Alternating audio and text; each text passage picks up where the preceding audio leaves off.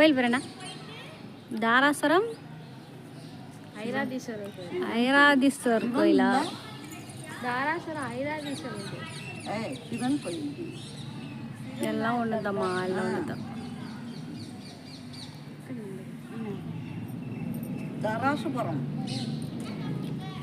எங்க அக்கா இந்த ஒரு ரஜோடி ஒரு சீன் போட்டு தெரியுது. நான் இருக்கிற சுத்தி நீ நட சுத்தி பேசிக்கிட்டே நட சுத்தி நடக்கிறேன். நீ பேசிக்கிட்டே நட சுத்தி நட.